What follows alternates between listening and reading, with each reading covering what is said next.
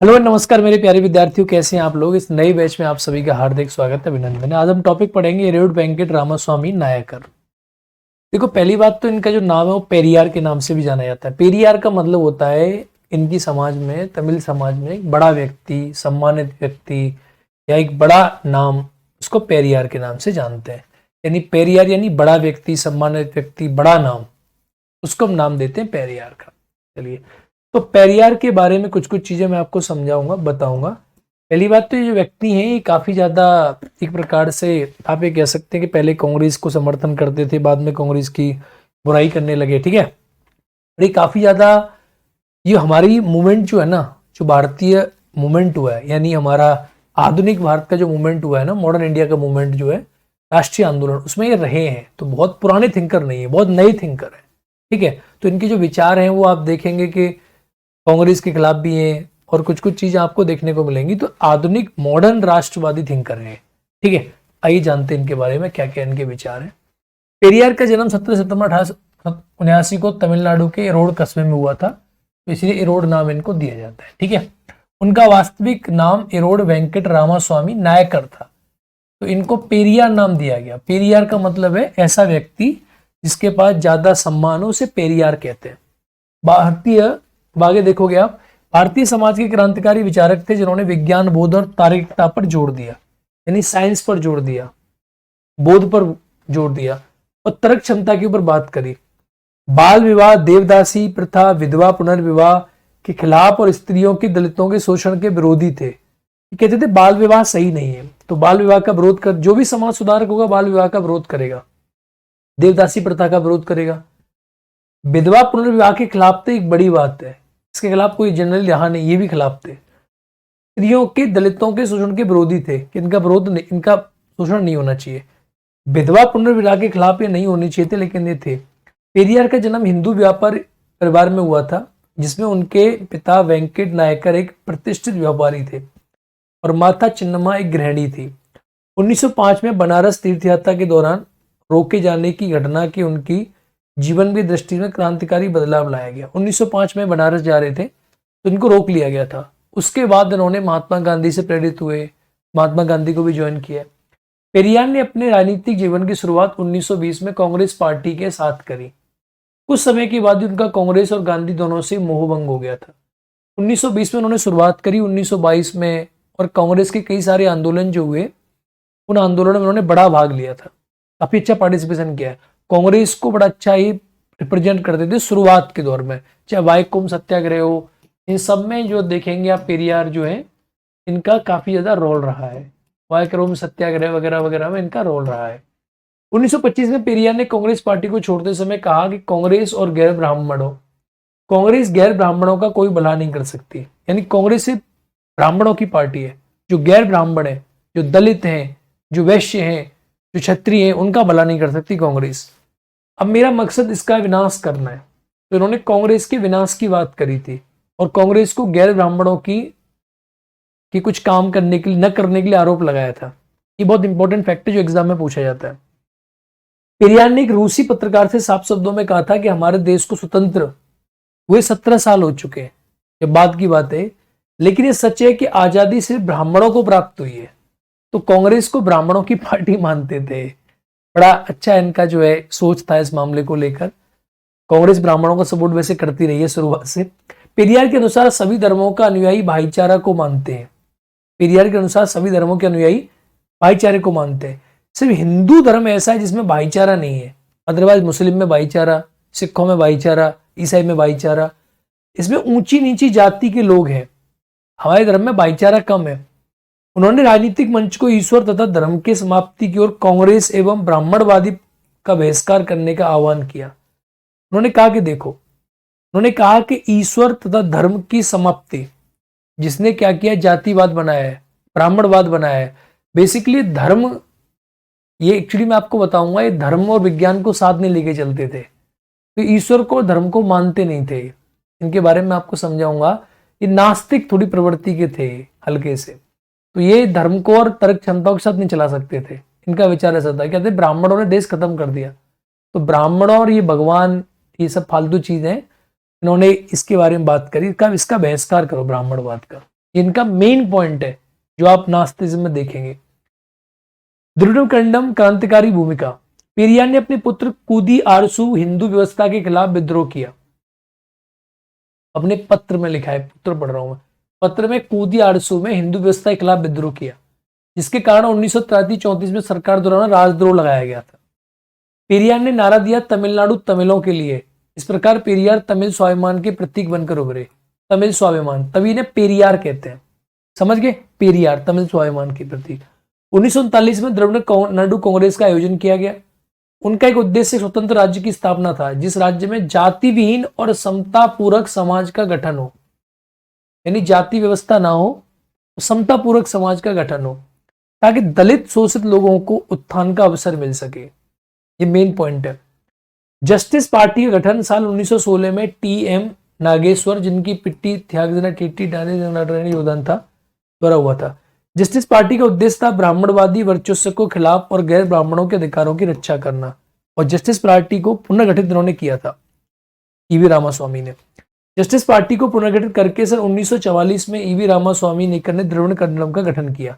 तो द्रविड़ कंडम जो है ना, इनकी क्रांतिकारी पार्टी है, जो कि बात करती है कि भाई दलितों की, गैर ब्राह्मणों के उत्थान की बात करती है, गैर ब्राह्मणों के उत्थान की। द्रविड़ कंडम का उद्देश्य सामाजिक समानता, जाति प्रथा का अंत और द्रविड़ पहचान का प्रोत्साहन देना, यानी तमिलों को पहचान देना, द्रविड़ पहचान को पहचान देना, जाति व्यवस्था को खत्म करना, समता यानी समानता वाले समाज की स्थापना करना। आत्मसम्मान आंदोलन इन्होंने चलाया था, आत्मसम्मान आंदोलन, ये काफी फेमस है, काफी इंपॉर्टेंट है। मानव होना वास्तव में अपने स्वयं अथवा आत्मसम्मान के साथ जीने का ही दूसरा नाम है, यानी हर व्यक्ति को आत्मसम्मान का अधिकार है। ठीक है। पेरियार के अनुसार शूद्रों की मुख्य समस्या थी कि सामाजिक परंपराओं जिन्होंने मनुष्य का दर्जा देने से ही इनकार करती थी, इसीलिए हिंदू व्यवस्था वर्ण व्यवस्था के खिलाफ थे। बहुत इंपॉर्टेंट बात है। पेरियार, आप देखेंगे पेरियार के अनुसार अपनी मनुष्यता का बोध, सम्मान अथवा आत्मसम्मान ही सबसे महत्वपूर्ण है। ठीक है, आत्मसम्मान जो है ये सबसे महत्वपूर्ण चीज है पेरियार के अनुसार। ठीक है, आत्मसम्मान। आत्मसम्मान आंदोलन की शुरुआत 1925 में हुई थी। 1925 में आत्मसम्मान आंदोलन की शुरुआत करी। एक मिनट मेरे प्यारे बच्चों, सिर्फ एक सेकंड।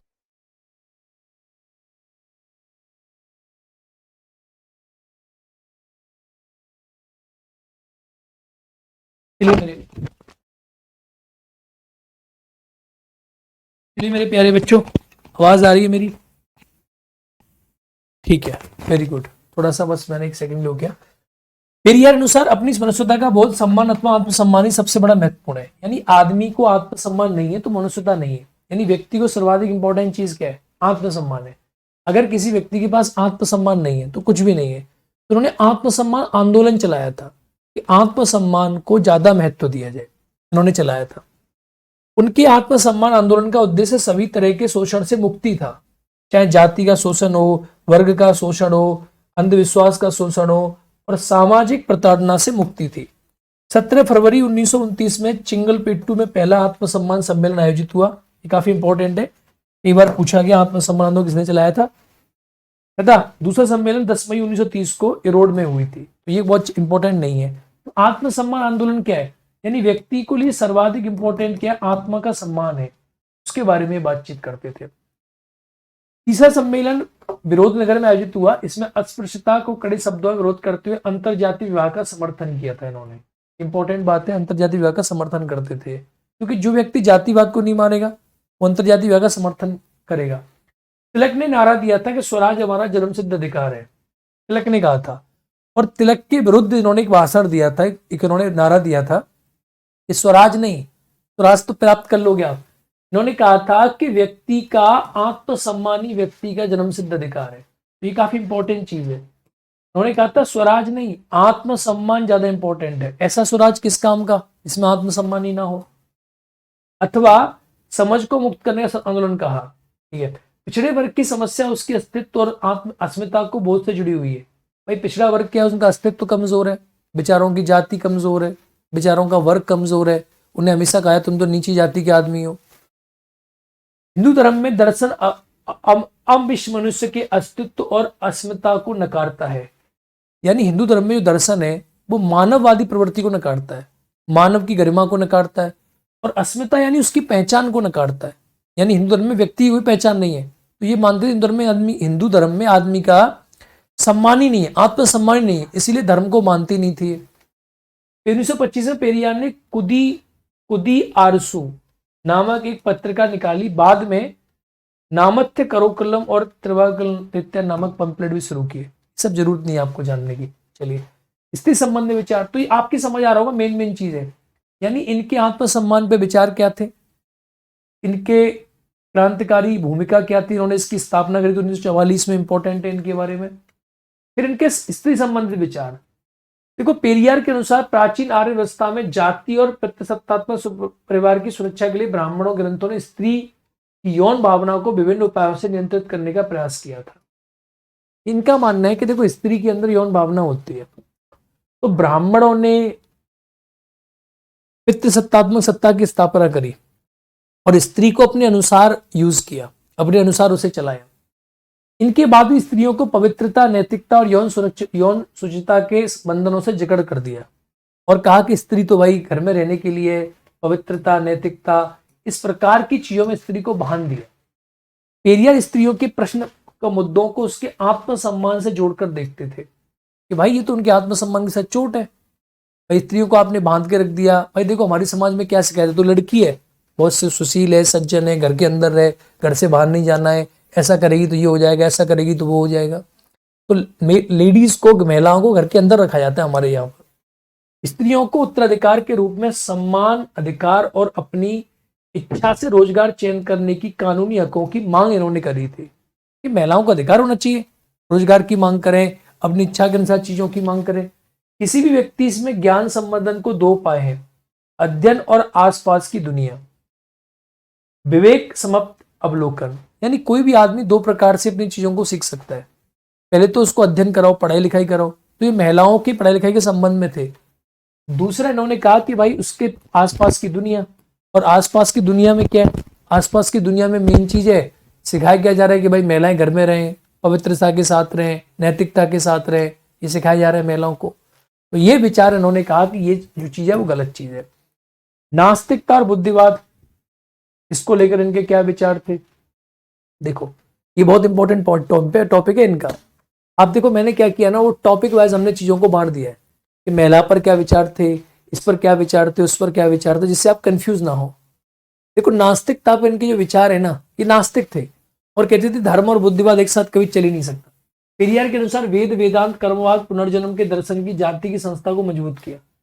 वेद, वेदांत, कर्मवाद और पुनर्जन्म के दर्शन ने जाति की संस्था को मजबूत किया है, जातिवाद को मजबूत किया है। गलत है ये चीज। धर्म समता पूर्वक और न्याय पूर्वक समाज के विकास में सबसे बड़ी बाधा है। धर्म को मानते नहीं थे, मैंने आपसे पहले ही कहा। इसलिए पेरियार धर्म का बहिष्कार कर बुद्धि और विवेक को अपना प्रदर्शक मानते थे कि आप अपनी बुद्धि का प्रयोग करो, विवेक का प्रयोग करो, धर्म से कुछ नहीं होने वाला। अब जब धर्म को ही नहीं मानते थे, इसी मामले में महात्मा गांधी के विरुद्ध थे। वे कहते थे कि बुद्धिवाद और धर्म एक साथ नहीं चल सकते। यानी कोई आदमी तर्क क्षमता वाला होगा, वो क्यों मानेगा कि भाई हनुमान जी की पूजा करो या शिव जी पर जल चढ़ाओ, क्यों चढ़ाओ, वो तो नहीं मानेगा उस बात को। व्यक्ति धर्म अंधविश्वास, आशंका, भय के काम करता है। ये व्यक्ति को दबाता है, प्रगति को रोकता है और लोगों को दोहन करता है। धर्म सबको कमजोर करता है। उन्होंने धर्म के बगैर लोगों को बीच में सहज मानवीय संबंधों की बात करी कि भाई मानवीय संबंध बनाओ, बुद्धि का विकास करो, तर्क क्षमता का विकास करो। क्या धर्म के चक्कर में आप पड़े हो। उन्होंने धर्म के विरोध करने की बात करी कि धर्म जो है वो सही चीज नहीं है। ऐसा इनका विचार आपको देखने को मिलेगा। तो ये धर्म पे नास्तिक थे, बुद्धिवाद के समर्थक थे। स्त्रियों के उत्थान की बात करते थे और स्त्रियों को दबाया गया वेदों के द्वारा, हिंदू संस्कृति के द्वारा। तीसरा, आत्मसम्मान आंदोलन चलाया था। इनकी पार्टी थी द्रविड़ कंडमगम, ये इंपॉर्टेंट है। राजनीतिक सक्रियता में पहले सक्रिय रहे थे। मैंने आपको बताया कि वाइकॉम सत्याग्रह हो या महात्मा गांधी के साथ उन्होंने कार्य किया था। बाद में कांग्रेस खत्म करने की बात करी थी। इनके बारे में परिचय हो गया। तो हमने इनको ना बड़ी शॉर्ट में इनकी चीजें देख ली हैं। इनकी जो किताबें हैं, अगर उसके बारे में बात करूं तो सबसे इंपॉर्टेंट किताब ये है, की टू अंडरस्टैंडिंग रामायण, सच्ची रामायण। ये इनके बारे में सबसे इंपॉर्टेंट किताब इनकी यही है, मोस्ट इंपॉर्टेंट, जो आपको ध्यान देनी है। Key to understanding Ramayana. Why were women's ये तो खैर इंपॉर्टेंट नहीं, थॉट्स ऑफ पेरियार, ये सब किताबें आप देख सकते हो, ठीक है। सबसे इंपॉर्टेंट किताब लेकिन यही है रामायण, तो इनके बारे में, इसके बारे में आपको याद रखना है।